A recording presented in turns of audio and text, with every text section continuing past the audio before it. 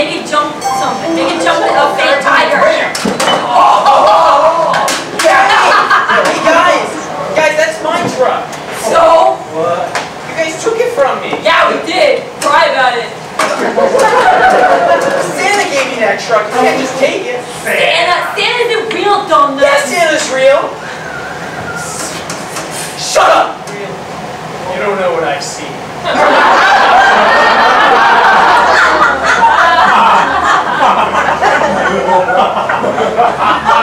It was Christmas Eve. I promised myself I wouldn't go to sleep until I saw Santa Claus. I laid in my bed for hours anticipating, but when my door finally cracked open, in walked normal old mom and dad.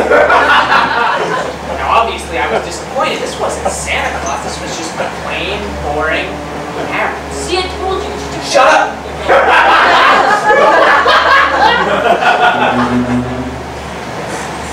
Something didn't seem quite right though.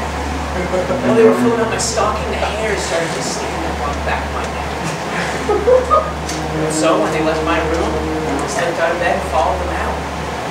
As soon as I got to the hallway, they were gone. I looked throughout the whole house and they were nowhere to be found.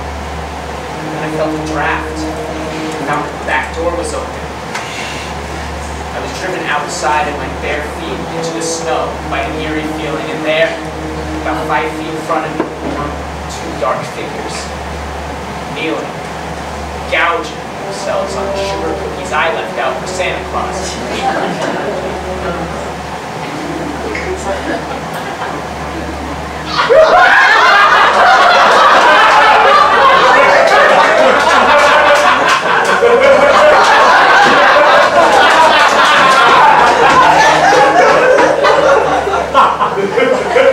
Now I recognize these figures as my parents. But something wasn't right. The way they moved, perfect unison, it was as if they weren't human. As if they were of one mind. Now I know they lived together a long time, but this was something completely different. And that's when it started to happen. The fabric on my parents' bodies began to twitch, and then to squirm, and then the flesh beneath it began to boil. The air was filled with the stench of charred carbon, assaulting my nostrils, stinging my eyes, but I couldn't close them.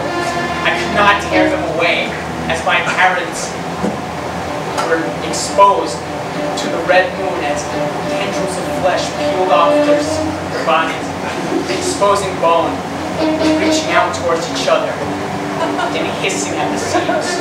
I could do nothing but watch in horror as my parents fused flesh and bone under the Yuletide moon. It was very surprising. At some point I finally managed to get my eyes shut. I don't know how I did it, but then it was silent. And I opened my eyes, and there, above me, was a portly elf draped in red and white. He had a twinkle in his eye. His cheeks were as red as my father's face when I'm naughty, his beard as silky as my mother's voice when I'm nice. The collective wisdom of millions of parents etched into the laugh-glory lines up and down his face. He winked at me, patted me on the head, and gave me that truck.